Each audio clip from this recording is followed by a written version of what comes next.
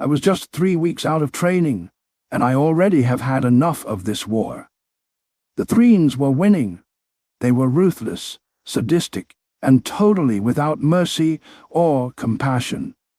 Whenever they found one of our colonies, they started the occupation by destroying our birthing pools, killing our young while still in the larvae stage. Helpless. We fought back as best we could, but our ships were smaller, slower, and poorly armed.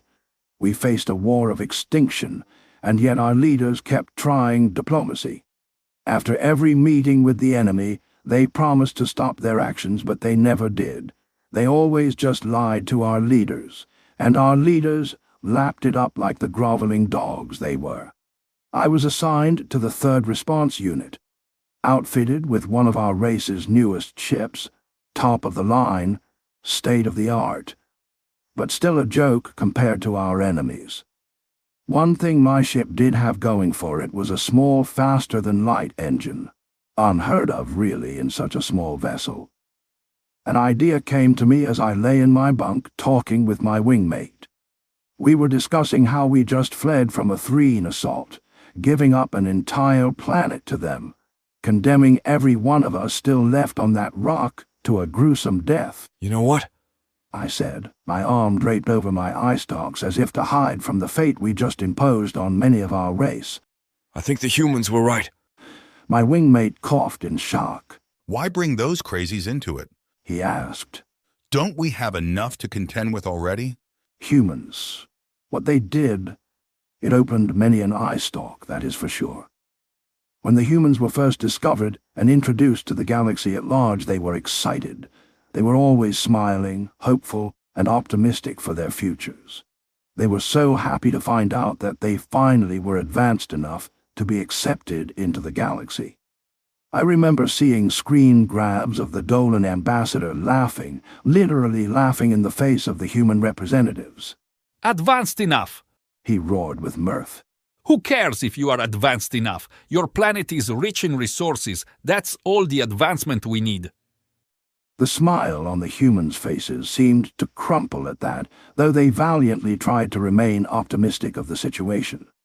Until the Dolans took untold millions of tons of resources and refused to pay, saying, "Now you know to get payment up front. That knowledge is the only payment you will get from us." And the Sleen Empire, they invited 100,000 humans to come live on their planet, only to slap them in chains when they arrived, and made slaves of them. When the humans, enraged at the treatment of their people, demanded the release of those captured, the Sleen Empire said, "Very well, we are sending the 100,000 to you now."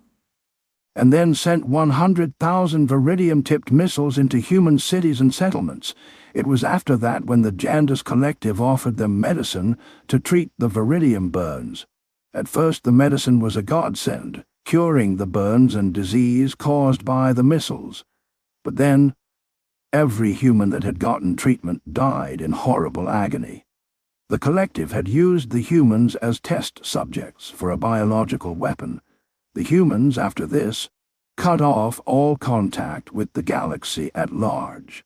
They had become a laughingstock and were the butt of many a joke and insult. They refused any ship, left any hail unanswered, and never left their own area of space. But 2 of their years later, they opened channels to the galaxy and broadcast this message. "We welcomed you with open arms. Some of you laugh at us, and that is fine. But if you betrayed us, this is your only warning. Run." Oh, how they all laughed, these stupid humans. What could they do? The galaxy did not laugh for long. It seems that even though humans were the punchline of many a joke, they were still able to study the weapons and craft of their enemies and improve on the designs. The first sign that the humans might be a force to be reckoned with was when all 7 of the Sleen Empire core worlds were bombarded with tens of thousands of a new type of Viridium missile, ones which seemed to react violently with the atmosphere itself, making the air unbreathable, and saw people immolated where they stood, even 1,000 miles from where the missile hit. Most of the galaxy thought this a fluke, that the humans blindly stumbled into creating a weapon that worked better than they planned. But when the Jandis Collective began to fall sick, world after world of collective members dying in agony from a disease so potent, it caused necrosis of the skin to where body parts started to fall off the infected. The galaxy realized this was indeed the humans, exacting revenge. Medical teams from many worlds studied the virus, and it seemed the Jandis Collective's own disease they used on the humans was mutated with a human disease called leprosy, and the result was disastrous.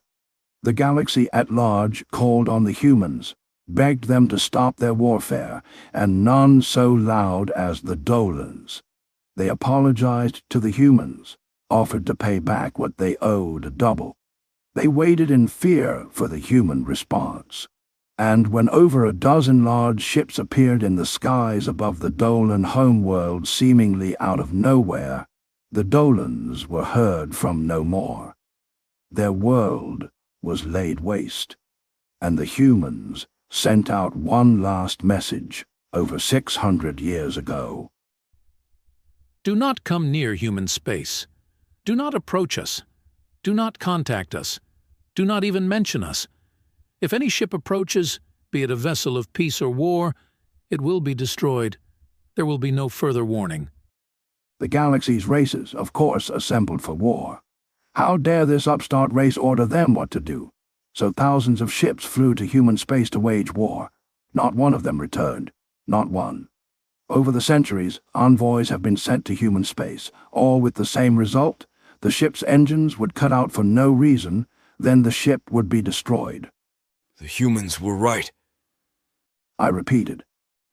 Everyone else in this galaxy sit there and watch us die, slowly at the hands of the Threen. They do nothing. We would all be better off if we were just left alone. We would be better off if we were like the humans. And I stopped.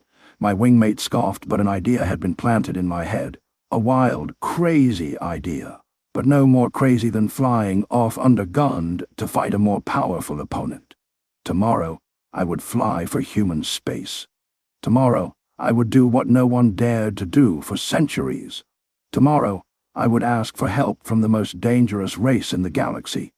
It is no small wonder that when I flew off away from battle, my superiors thought me a coward. They threatened me with death if I did not return with their ship, but I was already light years from their grasp. My ship was, after all, the fastest single-manned vehicle my race possessed. Even as fast as it was, it took weeks for me to near what we all thought was human-controlled space. I was nervous, scared that at any second I would be vaporized by some unseen hand, but still my ship flew on. Days later, as my stores of food were dwindling, my engines cut out for no apparent reason. My hands flew on the controls, but all systems reported they were working properly. Perplexed, I wondered why, if everything was working, I sat dead in space, and then it hit me. Humans quickly. I activated my communicator and broadcast on all frequencies. Greetings. I am Pilot Javin of the 3rd Response Unit of the Balkan race. Silence was the only reply. I come to beseech your aid. The Threen Empire is decimating our people and our worlds, and the galaxy at large just sits there, waiting like vultures to pick at the bones of my people and my culture. Silence. Once your race also battled with the apathy and betrayal of the races of this wretched galaxy. You suffered once, as we do now, from the disdain and callousness of races that pledge to help, yet do nothing, from races that swear to defend, but instead betray. Javin checked his broadcaster. Everything seemed to be working. He continued. We were discovered as a world a century after you had left the galaxy. We never had the opportunity to know you, but I know of you. The old races speak your names in fear, as the only race to stand up to the evil that permeates the very core of this expanse of space. Silence. I know why you turned your back on the other races. I understand as my race is betrayed just as yours was. Silence. but you can help us bring an end to the way things are. How can you sit on the sidelines doing nothing while peaceful worlds burn?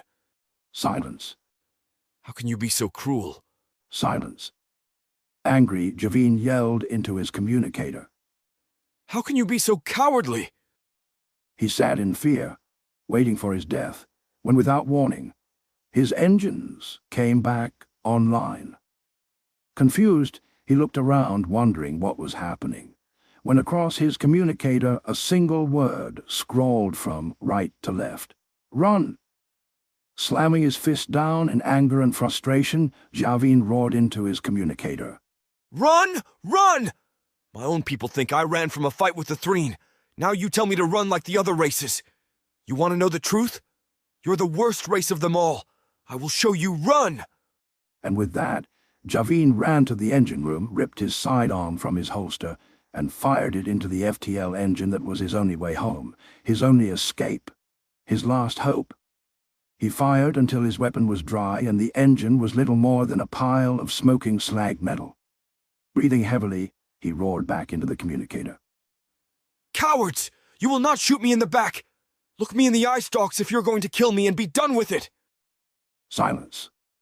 In a fit of rage, Javine smashed his empty sidearm into the communicator again and again. Now it truly would be silent. 2 days later, Javine's ship still floated dead in space. He sat on the floor, hugging his legs to his chest and still bristling with anger. He regretted his rash decision and wished he had died fighting the Threen. At least that death would have meaning. It was then that he felt a strange vibration. He looked up and around, trying to discern its source, when a strange voice, a human voice, but speaking perfect Balkan, seemed to fill his head, emanating from all around him.